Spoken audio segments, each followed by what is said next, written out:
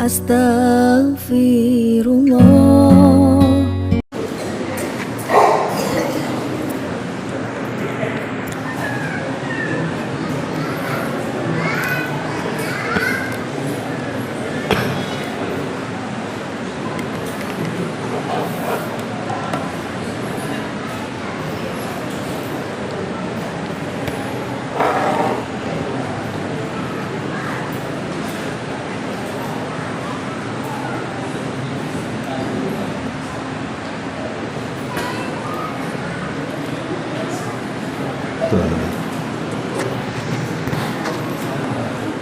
Bismillahirrahmanirrahim.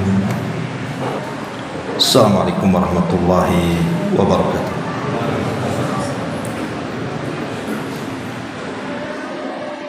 Alhamdulillah wassalatu wassalamu ala Rasulillah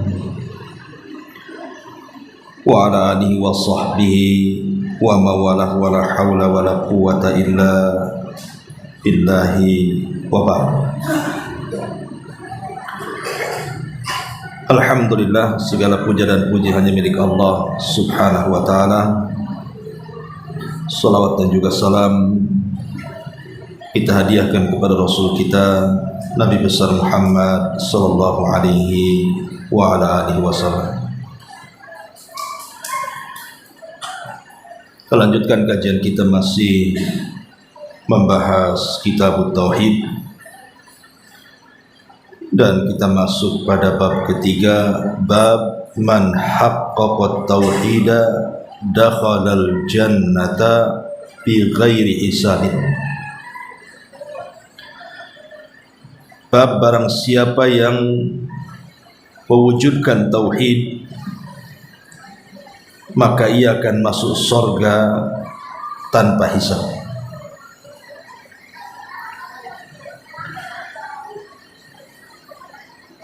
Ma'asyiral muslimin yang dimuliakan Allah subhanahu wa ta'ala. Kemudian pengarang membawakan beberapa dalil dari Al-Quran dan juga sunnah Nabi sallallahu alaihi wasallam.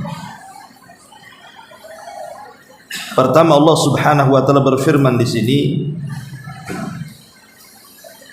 Inna Ibrahim kana ummatan qanita lillahi hanifan walam yaku minal musyrikin. Sesungguhnya Ibrahim adalah seorang imam yang dapat dijadikan teladan, qanitan, lagi patuh, lillahi, kepada Allah, hanifan, dan yang hanif, dan sekali-kali dia bukan termasuk orang-orang yang mempersekutukan Allah Azza wa Jalla. Kemudian dalil yang kedua, walladzina hum bi rabbihim la yusyrikun, dan orang-orang yang tidak mempersekutukan dengan Rabb mereka sesuatu apapun.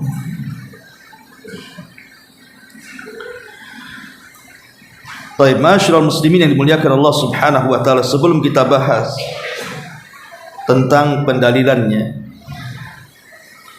kita akan bahas tentang temanya dulu. Di sini temanya adalah barang siapa yang mewujudkan tauhid, maka dia akan masuk surga tanpa hisab dan juga adab. Bicara soal hisab, hisab ini secara bahasa adalah perhitungan, dan secara istilah kata ulama, ittila'ullahil ibad ala a'malihi khairan kanat am syarran ala wajhi tafsil qabla al-insirafi min ardil mahsyar. Jadi hisab itu adalah Allah memperlihatkan kepada hamba-hambanya semua amalannya, apakah amalan itu baik ataukah tidak baik, secara rinci sebelum mereka berpaling dari padang mahsyar. Ini makna daripada hisab. Dan Allah Subhanahu wa taala berfirman, "Inna ilaina iyabahum thumma inna alaina hisabah." Sesungguhnya kepada kamilah mereka dikembalikan, dan sesungguhnya atas kamilah hisab-hisab mereka dikembalikan. Ma'asyiral muslimin yang dimuliakan Allah Azza wa Jalla, adapun manusia dengan hisab ini ada 4 kelompok. Manusia dengan hisab ini ada 4 kelompok. Kelompok yang pertama, sebagaimana dalam bab yang kita akan kaji, minhum man yadkhulul jannah min ghairi hisabin wala adzab. Jadi ada satu kelompok itu direct masuk surga, tidak ada hisab, tidak ada azab, keluar dari kubur saja langsung masuk surga. Dan ini yang kita akan bahas. Di antaranya adalah hadis Nabi sallallahu alaihi wasallam yang mengatakan, humul ladzina la yastarqun wa la yatatayyarun wa la yaqtawun wa ala rabbihim yatawakkalun. Mereka orang-orang yang tidak minta diruqyah, tidak dimintai al-kai, pengobatan menggunakan besi bakar, dan mereka tidak tatayur, dan mereka senantiasa bertawakal kepada Allah Azza wa Jalla. Dan jumlah mereka 70.000. Tetapi jumlah 70.000 ini, ikhwatu fiddin, muliakan Allah Subhanahu wa taala, apakah memang segitu 70.000? Kalau memang hanya 70.000 saja dari zaman Rasul sampai sekarang, berarti sedikit sekali orang yang masuk surga tanpa hisab dan azab itu. Karena jumlah para sahabat atau para tabi'in saja sudah mencukupi itu. Tetapi ada hadis yang dikeluarkan oleh Imam At-Tirmidzi dan juga Imam Ibnu Majah dan juga Ahmad dalam musnadnya, dan disahihkan oleh Syekh Nasiruddin Al-Albani rahimahullahu taala, di mana Nabi sallallahu alaihi wasallam mengatakan, wa'adani rabbi an yadkhulal jannata min ummati 70,000 bighairi hisabin wala adzab, ma kulli alfin 70,000 wa thalathu hasayatin min hasayati rabbi. Dari Abi Umamah radhiyallahu an secara marfu sampai kepada Nabi, Rabbku telah berjanji kepadaku bahwa dia akan memasukkan sebanyak 70.000 dari umatku ke dalam surga tanpa hisab dan juga tanpa siksa.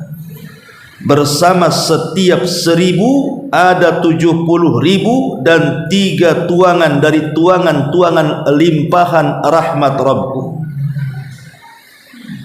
Artinya bahwa kalimat 70.000 dalam hadis nanti yang kita akan bahas bukan batasan, tapi itu menunjukkan banyaknya orang yang akan masuk surga tanpa hisab dan azab.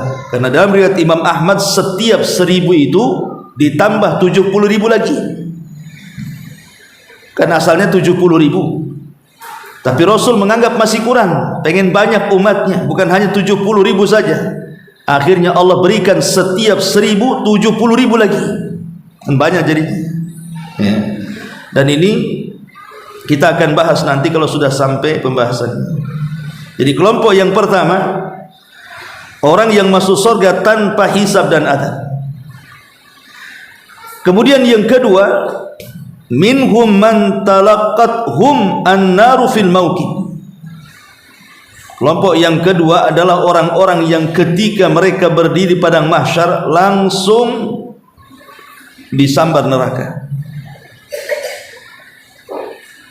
Berdasarkan hadis Abi Hurairah radhiyallahu anhu, yakhruju unukun minan nar yaumal qiyamah lahu ainani tubsiran wa udhunani tasma'an wa lisanun yantiq yaqulu inni wakkaltu bi thalathin bi kulli jabbarin anid wa bi kulli man da'a ma Allahi ilahan akhar wa bil musawwirin.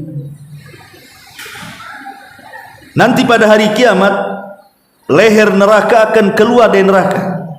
Jadi neraka itu punya leher, jadi lehernya akan keluar. Kemudian kata Nabi SAW, leher itu punya dua mata yang melihat, punya dua telinga yang mendengar, dan punya satu lisan yang akan berbicara. Di antaranya adalah, sesungguhnya aku diserahi oleh Allah Subhanahu wa ta'ala untuk melahap 3 manusia. Orang-orang yang sombong lagi congkak, orang-orang yang menyeru bersama Allah Tuhan yang lainnya, dan para penggambar makhluk-makhluk yang bernyawa. Jadi ada orang-orang yang sedang berdiri di mauqif di padang mahsyar, tiba-tiba disambar oleh neraka, karena dengan lehernya keluar dan disambar, dimasukkan ke neraka. Kemudian yang ketiga, orang-orang yang mereka ditampakkan amalannya, tetapi mereka mendapatkan hisab yang mudah. Hanya ditampakkan saja, kemudian dihisab dengan hisab yang mudah. Kemudian yang keempat, orang-orang yang berdebat dengan Allah, dan mereka adalah orang-orang yang kemudian diberikan hisab yang sulit. Ma'asyiral muslimin yang dimuliakan Allah Azza wa Jalla. Tetapi secara umum di akhirat itu manusia terbagi menjadi 3 secara umumnya. Pertama, orang yang masuk surga tanpa hisab dan azab. Kemudian yang kedua, orang-orang yang mereka masuk surga tetapi dengan hisab dulu. Dengan hisab dulu artinya hisabnya mudah, sehingga mereka pun masuk surga tanpa harus masuk neraka. Kemudian yang ketiga, mereka masuk surga tetapi dengan hisab, tapi karena hisabnya sulit maka mereka harus masuk neraka dulu. Kemudian setelah bersih dosanya baru dimasukkan ke dalam surga. Itulah secara ringkas tentang kelompok-kelompok pada hari kiamat di hadapan hisab. Ma'asyiral muslimin yang dimuliakan Allah Subhanahu wa ta'ala. Lalu apa isi daripada hisab itu? Hisab itu kan diambil daripada catatan yang dicatat oleh para malaikat. Apa saja isi catatan yang akan dipertanggungjawabkan kita di hadapan Allah Subhanahu wa ta'ala? Pertama, isi catatan yang akan dipertanggungjawabkan dan dihisab oleh Allah itu adalah catatan amal saleh kita. Catatan amal saleh kita. Dan ini berdasarkan surah Al-Zalzalah ayat 6 sampai 8. Yauma idzi yasdurun nasu ashtatan liyurau a'malahum. Pada hari itu manusia akan keluar dari kubur-kubur mereka dalam berbagai macam bentuk agar Allah melihat amal-amal mereka. Berarti yang dipertanggungjawabkan dan yang akan dihisab itu pertama amal saleh kita. Yang kedua, al-ma'asi allati irtakabaha al-'abdu. Catatan-catatan kemaksiatan yang dilakukan hamba di dunia. Dan ini berdasarkan surah Al-Hijr ayat 93. Fa wa rabbika lanas'alannahum ajma'in amma kanu ya'malun. Maka demi Rabbmu kami akan bertanya kepada mereka semua atas apa yang mereka lakukan dari perbuatan maksiat yang mereka lakukan di dunia. Dan yang ketiga, tentang nikmat-nikmat yang Allah berikan kepada kita, nanti akan ditanya juga. Dan ini berdasarkan surah At-Takatsur ayat 6 sampai 8, di mana Allah mengatakan tsumma latus'alunna yauma idzin 'anin na'im. Sungguh kalian akan ditanya pada hari itu tentang nikmat yang Allah berikan kepada kalian. Berarti di sini ada 3 perkara. Pertama, amal soleh, salat kita, puasa kita, haji kita, dan begitu seterusnya. Yang kedua, maksiat. Mungkin kita bermaksiat kepada Allah Azza wa Jalla, meninggalkan salat, tidak mau bayar zakat, tidak mau haji, berghibah, berdusta, dan begitu seterusnya. Ataupun nikmat. Sudahkah kita syukuri nikmat Allah Subhanahu wa taala? Nikmat sehat, nikmat umur, nikmat istri, nikmat suami, nikmat pasangan, macam-macam nikmat. Ya. Inilah 3 perkara yang akan dihisab di hadapan Allah Subhanahu wa taala. Ma'asyiral muslimin yang dimuliakan Allah Azza wa Jalla, adapun kaidah hisab sendiri di akhirat. Kaidah hisab sendiri di akhirat. Pertama, annallaha yahkumu baina ibadihi bil adli wa yuwaffihim ujurahum kamilatan. Pertama, Allah akan menghukumi di antara hamba-hambanya dengan keadilan dan akan menyempurnakan seluruh balasan-balasan mereka secara sempurna. Seandainya Allah Subhanahu wa taala, ikhwan, mengadab seluruh makhluknya. Jadi kalau Allah Subhanahu wa taala mengadab seluruh makhluknya, Allah tidak zalim kepada makhluk. Karena kita ini memang hamba Allah. Kita ini semua milik Allah. Terserah Allah mau melakukan apapun terhadap miliknya. Tetapi di sana ada namanya keadilan. Allah Subhanahu wa taala tidak mungkin zalim. Dan Allah tetap tegak dengan keadilannya. Makanya Allah akan menghukumi hamba-hambanya tetap dengan keadilannya, bukan dengan kezalimannya. Dan Allah Subhanahu wa taala akan mencukupkan dengan sempurna semua balasannya. Dan ini berdasarkan surah An-Nisa ayat 40. Innallaha la yadhlimu mithqalu dzarratin wa in taku hasanatun yudha'ifha wa yu'ti min ladunhu ajran 'azima. Sungguhnya Allah tidak akan pernah melakukan kezaliman walaupun sebiji dzarah. Kalau seandainya engkau membawa kebaikan, maka Allah akan lipat gandakan pahalanya, dan Allah akan berikan dari sisinya pahala yang sangat besar. Kemudian yang kedua, yujazillahu ibadahu bi'amalihim wa la ya'khudhu ahadan bijarirati ghairihi.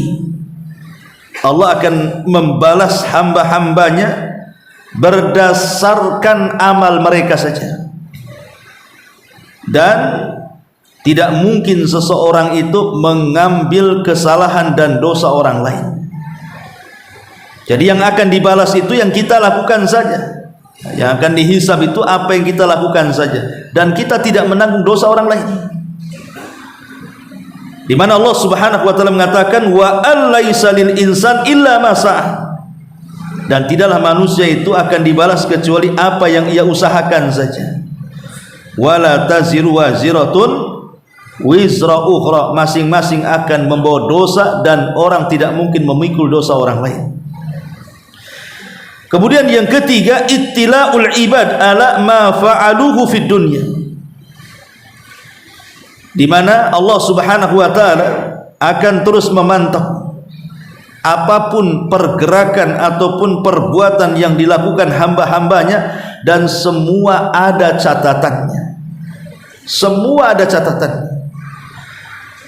Baik perbuatan kita atau ucapan kita, baik ucapan kita mengandung dosa, mengandung pahala, atau tidak mengandung dua-duanya, semua dicatat. Baik perbuatan kita mengandung dosa, perbuatan kita tidak mengandung dosa, perbuatan kita mengandung pahala, semua dicatat dan ada catatannya dengan lengkap. Ma'asyiral muslimin yang dimuliakan Allah Azza wa Jalla. Kemudian yang keempat, yudha'ifullahu alhasanat duna sayyi'ah. Allah Subhanahu wa taala akan melipat gandakan kebaikan, tapi Allah tidak akan melipat gandakan keburukan. Dan itu bentuk rahmat dari Allah Azza wa Jalla. Kemudian yang kelima, tabdilus sayyiati taibin alhasanat. dan Allah akan mengganti keburukan-keburukan orang-orang yang bertobat dengan kebaikan. Kemudian yang keenam, iqamatus syuhud alladzina yashhaduna 'alal khalqi bima amil. Akan ditegakkan saksi-saksi yang akan bersaksi di hadapan makhluk terhadap apa yang mereka kerjakan. Itulah di antara kaidah-kaidah hisab. Adapun kondisi orang dihisab itu, ikhwan, sangat menakutkan sekali. Dan ini berdasarkan firman Allah Azza wa Jalla surah Al-Kahfi ayat 48-49. Wa uridu ala rabbika saffan laqad ji'tumuna kama khalaqnakum awwala marrah bal za'antum alla naj'ala lakum mau'idah wa wudi'al kitabu fataral mujrimina mushfikina mimma fihi wa yaqulun ya wailatana ma li hadzal kitab la yughadiru saghiratan wala kabiratan illa ahsaha wa wajadu ma amilu hadiran wala yadlim rabbuka ahada. Dan mereka akan dibawa ke hadapan Allah dengan berbaris.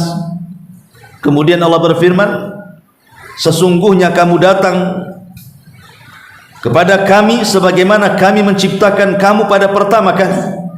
Bahkan kamu menganggap kami tidak akan menetapkan bagimu waktu berbangkit untuk memenuhi perjanjiannya. Lalu diletakkanlah kitab catatan amal itu. Lalu engkau akan melihat orang-orang yang berdosa, mereka ketakutan terhadap apa yang tertulis di dalam kitab tersebut. Dan mereka berkata, betapa celakanya kami. Kitab apa ini? Tidak ada yang tertinggal, yang kecil, yang besar, melainkan tercatat semuanya. Dan mereka dapati semua apa yang telah mereka kerjakan tertulis dalam kitab tersebut. Dan Tuhanmu tidak menzalimi seorang hamba siapapun dari hamba-hambanya. Lihat bagaimana kondisi menakutkan saat dihisab. Orang ketakutan. Ya. Kemudian juga Allah Subhanahu wa taala mengatakan dalam surah Al-Jathiyah ayat 27-28-nya, walillahi mulkus samawati wal ard wa yauma taqumus sa'atu yauma idzin yahsyurul mubtilun wa tara kullu ummatin jathiyah kullu ummatin tud'a ila kitabihal al-yawma tujzauna ma kuntum ta'malun. Dan milik Allah lah kerajaan langit dan bumi. Dan pada hari terjadinya kiamat akan rugilah pada hari itu orang-orang yang mengerjakan kebatilan. Dan pada hari itu engkau akan melihat setiap umat berlutut, setiap umat dipanggil untuk melihat catatan amalnya. Dan pada hari itu kamu akan diberikan balasan atas apa yang telah kalian kerjakan. Dari dua ayat ini kita tahu bahwa proses hisab ini sangat mengerikan, membuat berdebar, was-was, ketakutan, takut dengan catatannya, dan begitu seterusnya. Jadi bukan perkara yang mudah ketika seorang dihisab itu. Karena juga Allah mengatakan, wa taran nas sukara wa ma hum bisukara walakin adzaballahi syadid. Kau lihat manusia mabuk padahal mereka tidak mabuk, tapi yang membuat mabuk itu adalah karena azab Allah yang sangat pedih sekali. Ma'asyiral muslimin yang dimuliakan Allah Azza wa Jalla, adapun bicara soal hisab macam-macamnya. Hisab ini ada dua. Ya, hisab ini ada dua. Hisab yang pertama yang disebut dengan al-hisab al-yasir, hisab yang mudah. Apa hisab yang mudah itu? Disebutkan oleh para ulama, hisab mudah itu artinya hisabu ardhin. Hisabu ardhin. Hisabnya ard. Ard itu hanya ditampakkan catatan amal kita di hadapan kita, kemudian disuruhnya kita mengakui, itu saja. Jadi Allah akan mendatangkan catatan kita, kemudian kita melihatnya. Kemudian Allah akan membacakannya dan kita mengakuinya. Itu namanya al-ardu. Inilah hisab yang mudah namanya. Dan ini khusus bagi orang yang beriman, di mana akan dipertanyakan dari amalannya, dari ilmunya, dari nikmatnya, kemudian hamba itu akan menjawab dan tidak akan menutupi apapun yang ada dalam catatannya, dan dia akan betul-betul senang ketika menjawabnya. Lah itu disebut juga hisab yang mudah, itu disebut al-ardu namanya. Ard ya, gitu ya. Dalam bahasa ilmu akidah namanya al-ardu. Dan tidak terjadi perdebatan.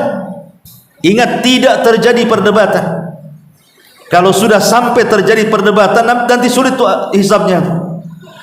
Dia hanya disuruh ngakui saja. Umpamanya antum, anda datangkan, kemudian saya sebutkan kesalahan antum semuanya, kemudian antum hanya mengatakan, oh iya Ustaz, oh iya saya salah, iya Ustaz saya salah. Begitu saja. Hanya disuruh mengakui saja. Lah itu disebut hisab yang mudah. Disebutkan di dalam Sahih Bukhari dan Muslim dari Ibnu Umar radhiyallahu anhuma, aku mendengar Nabi sallallahu alaihi wasallam bersabda, Allah berfirman, Nabi SAW bersabda, innallaha yudnil mu'min fayadau alaihi kanafahu wa yasturuhu fayaqulu ata'rifu dzamba kadza ata'rifu dzamba kadza fayaqulu na'am ay rabb hatta idza qarrarahu bidzunubihi wa ra'a fi nafsihi annahu halak qala satartuha 'alaika fid dunya wa ana aghfiruha al-yawm fayu'ta kitaba hasanatihi ammal kafir wal munafiqun fayaqulul ashhad haula'i alladhina kadzdzabu 'ala rabbihim ala la'natullahi 'alal zalimin. Sesungguhnya Allah Subhanahu wa taala nanti pada hari kiamat akan mendekatkan seorang mukmin lalu meletakkan penghalang dan penutupnya. Jadi di padang mahsyar itu kan ramai orang, mulai dari orang yang pertama kali hidup sampai yang terakhir mati, kan berapa jumlahnya ya. Lah kita ini dihadapkan di hadapan semua orang, kemudian oleh Allah Subhanahu wa taala disingkap semua aib kita di hadapan manusia. Apa enggak malu? Di dunia saja seandainya seseorang kemudian tersingkap aibnya, terkadang malu kan. Ini akan tersingkap di halayak manusia ramai, bayangkan. Tapi Allah Subhanahu wa taala bagi yang ditakdirkan hisabnya mudah, Allah kasih penutup. Apabila ketika Allah bertanya kepada kita soal dosa-dosa kita, orang tidak tahu. Padahal sedang dihisab di hadapan manusia, tapi Allah tutup tuh antara pandangan manusia dengan kita. Kemudian Allah Subhanahu wa taala akan bertanya, tahukah engkau dosa ini?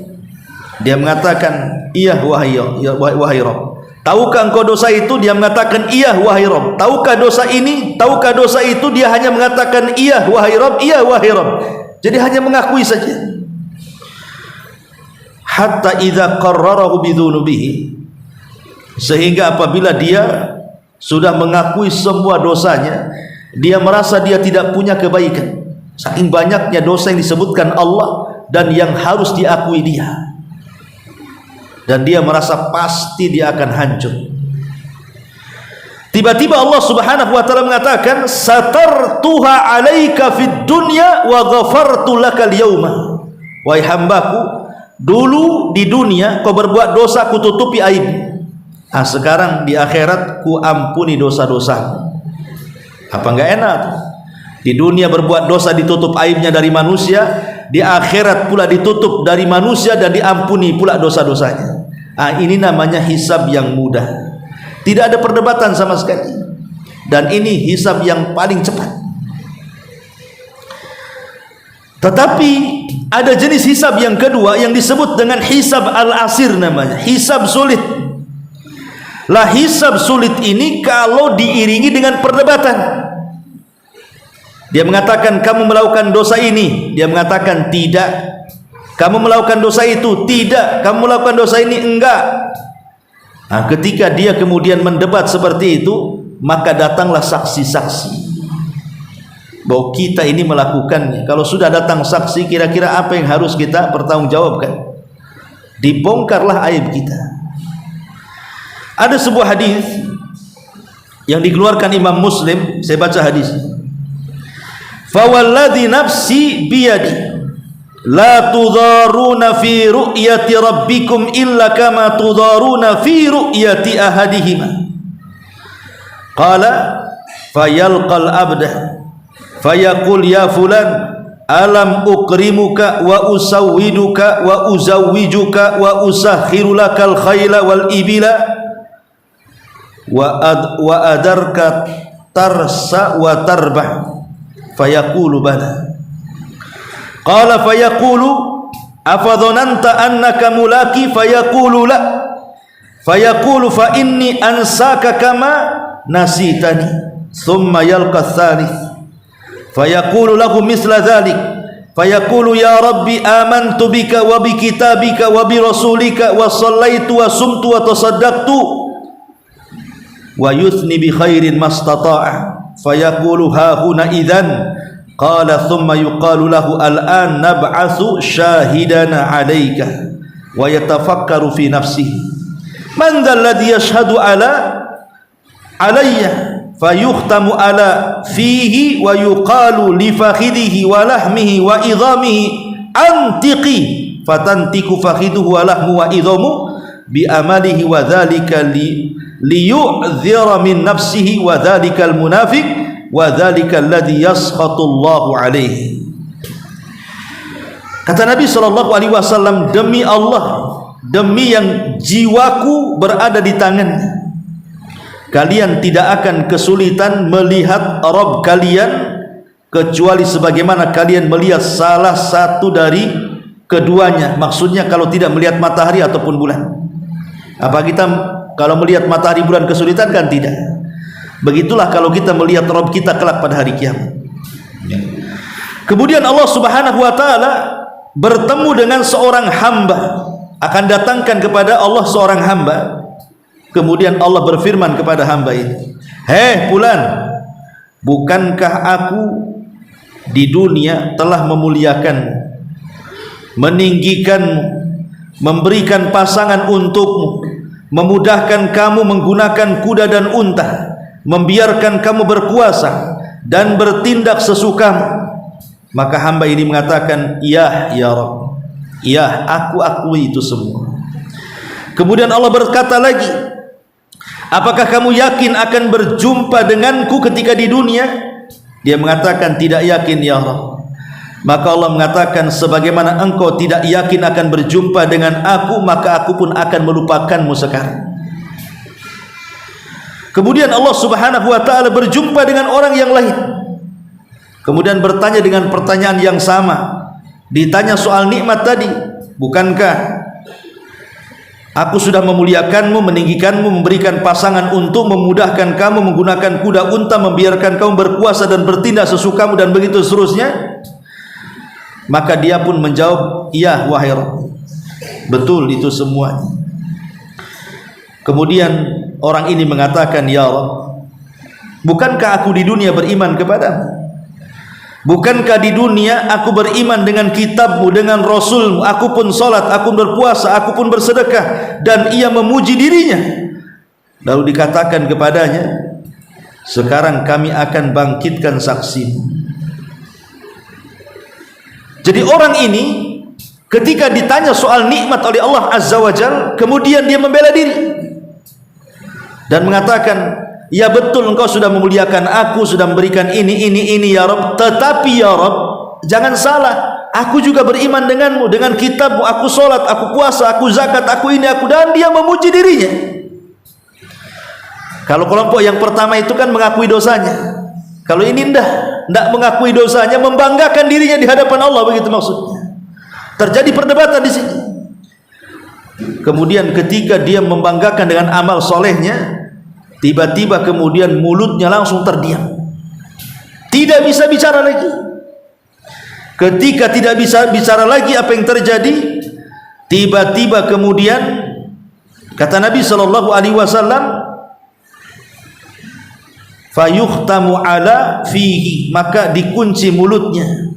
Fayuqalu, dan akan dikatakan kepada pahanya, kepada dagingnya, kepada tulangnya, kepada kulitnya, dan Allah mengatakan bicaralah, paha, daging, tulang, kulit, bicara kalian. Maka tiba-tiba kemudian semuanya bicara dan mulut pun terkunci. Disitulah Allah Subhanahu wa taala katakan, yauma nakhtimu ala afwahihim wa tukallimuna aydihim wa tashhadu arjuluhum. Pada hari di mana lisan terkunci, tangan bicara, kaki pula menjadi saksi. Lah ini disebut hisab yang sulit.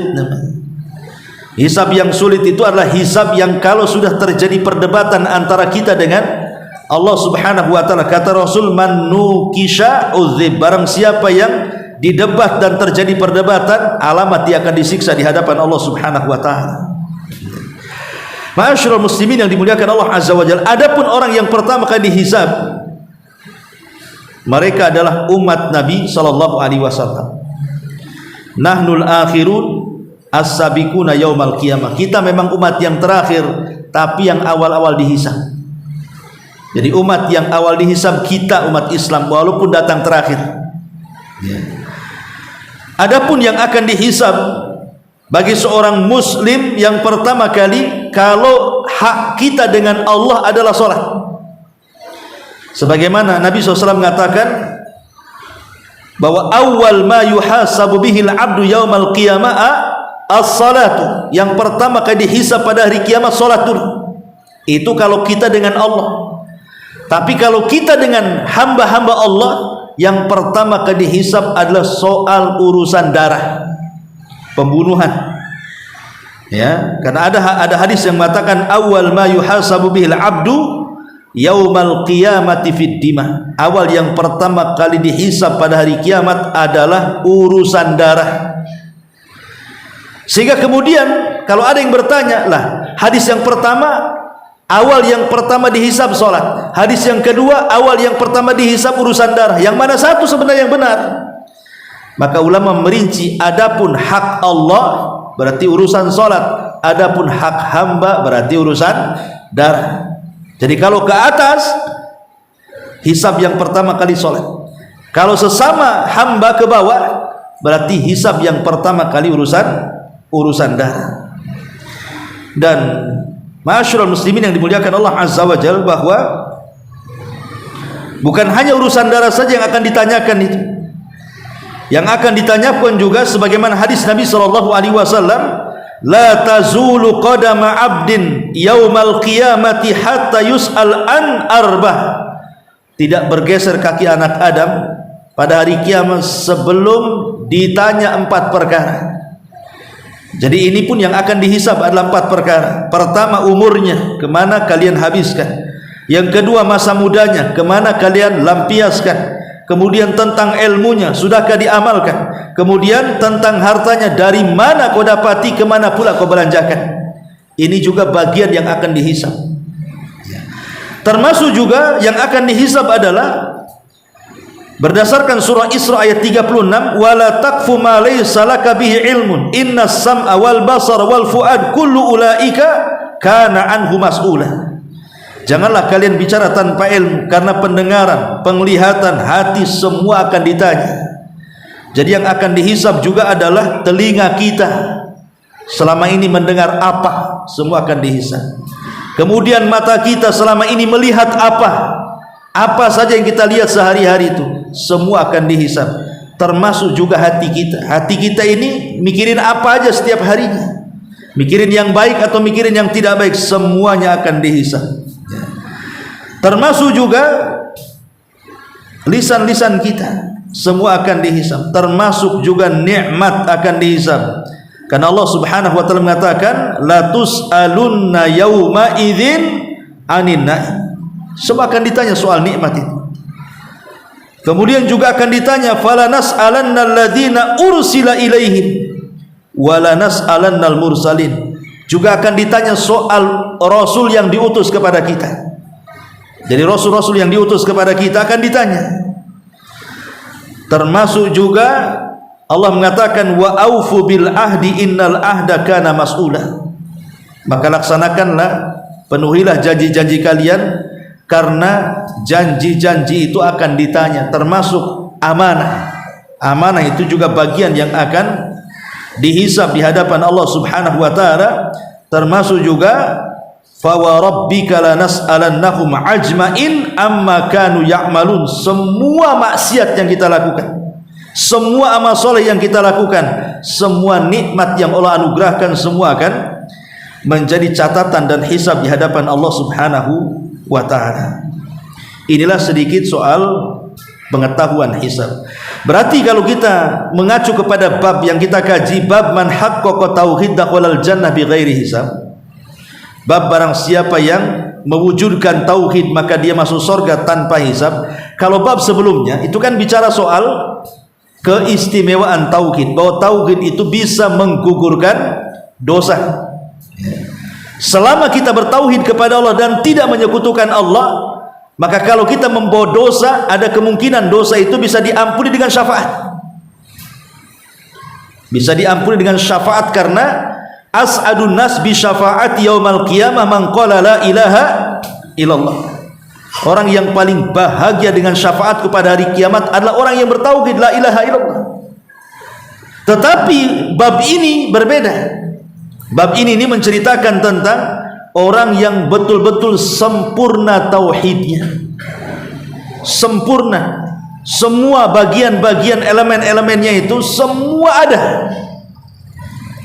Makanya kemudian sebagai imbalannya mereka akan dimasukkan surga tanpa hisab dan adab, karena kesempurnaan tauhid mereka. Karena sempurnanya tauhid mereka, imbalannya adalah mereka masuk surga tanpa hisab dan adab. Direct masuk surga, keluar dari kubur saja mereka tidak ikut berdiri padang mahsyar. Karena orang-orang yang berdiri padang mahsyar itu mereka hendak melakukan proses yang disebut dengan proses hisab. Ya, ada hisab yang mudah, ada hisab yang sulit. Tapi ini kan tidak perlu, direct saja masuk surga. Ya, biidznillah, dengan izin Allah Subhanahu wa taala. Baik. Kemudian di sini mu'alif rahimahullahu taala memberikan satu dalil di awal-awal. Inna Ibrahim kana ummatan. Sesungguhnya Ibrahim ini kana ummatan. Dia adalah umat qanita lillah, yang sangat-sangat taat kepada Allah. Hanifan, sangat-sangat lurus, artinya tidak melakukan kesyirikan. Walam yaku minal musyrikin. Makanya Allah tafsirkan ayat setelahnya kalimat hanif, dia bukan termasuk orang-orang yang mempersekutukan Allah Azza wa Jalla. Kenapa mu'alif rahimahullahu ta'ala menyertakan dalil tentang Ibrahim alaihi salatu wassalam? Karena Nabi Ibrahim alaihi salatu wassalam itu dikenal bagaimana perjuangan dia tentang menegakkan tauhid. Maka dicontohkan Nabi Ibrahim. Ya, coba bayangkan sejak kecil bagaimana Ibrahim itu di masa remaja sudah menumbangkan berhala-berhala Namrud. Kemudian akhirnya badannya diserahkan untuk dibakar karena Allah Subhanahu wa taala, dan dia pun tawakal. Kemudian diberikan ujian untuk memisahkan anaknya yang selama ini ditunggu-tunggunya karena perintah Allah, dibawanya ke negeri Arab. Kemudian setelah dewasa diuji oleh Allah Subhanahu wa taala untuk menyembelih putra kesayangannya, untuk membuktikan apakah cintanya kepada Allah masih bulat ataukah sudah terbagi dengan Ismail. Tapi rupanya cinta dia kepada Allah masih bulat, makanya dia siap menyembelih putranya Ismail. Dan macam-macam gitu ya. Ya, jadi kisah Ibrahim itu simbol perjuangan tauhid. Jadi kalau antum membaca kisah Ibrahim dalam Al-Qur'an, maka Ibrahim itu simbol perjuangan tauhid, dan dia adalah Abul Anbiya, bapaknya para nabi. Kenapa bapaknya para nabi? Karena setelah diutusnya Nabi sallallahu alaihi wasallam, diutusnya Nabi Ibrahim alaihi salatu wasallam, maka seluruh para nabi setelahnya tidak mungkin tidak kecuali harus jalurnya sampai kepada Ibrahim. Semua nasabnya, ya. Baik nasabnya dari Ishak, kemudian melahirkan Yakub, melahirkan Yusuf, melahirkan Musa, melahirkan Isa, Yahya, Zakaria dan banyak nabi-nabi Bani Israel, atau dari arah Ismail yang kemudian melahirkan Nabi kita Muhammad sallallahu alaihi wasallam.